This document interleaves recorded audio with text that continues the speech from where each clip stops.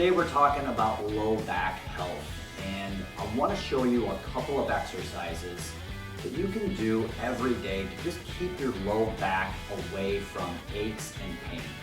We can go about this the mobility and stretching way, and we can also go about this the stability and strengthening way. A good plan for low back health should include both. Okay, this first movement is called the Cobra Stretch. It's a great extension exercise for your spine. And then I always follow it up with the opposite, a flexion movement for your spine. Breathe. This is the key concept in this mobility section. And then this cat and camel routine. This is also a breathing exercise where I'd be exhaling right here. And then when I go to the opposite, right here, I'm inhaling. So this is an inhale movement. Okay, I can rock back and forth, switch it up, and then I exhale when I'm going into these flexion movements. And then the 90-90. We've done other videos on this, but this is such a great hip mobility exercise.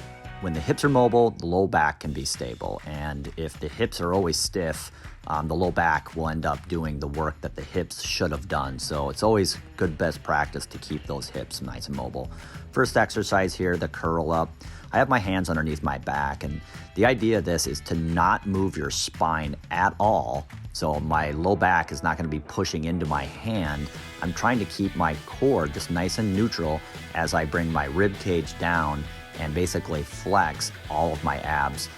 I'm going to be going through 3 other movements. This is just the first one of the big 3. If you want to look up MCGILL, these are the part of the big 3.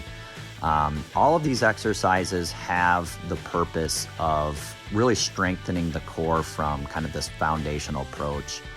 Second exercise here, the side plank. The easy version here is the knee down and the top leg straight. And then I go to the harder version right here. We want to be able to brace the core before we do any of these movements.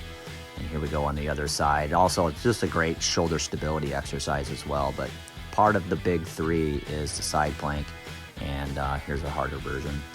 And then the last one of the big 3 is the bird dog. Great low back, core foundational movements. Here we go again, just with the idea of like moving at the hips and shoulder, the core stays still. That's the biggest thing I could say about the bird dog exercise. Such a fundamental exercise. Not a lot of people just realize just the value you can get off just really being good at bird dog exercise. Core is stable, does not move. The hips should move. You might see a little bit with me, but that's something I need to work on.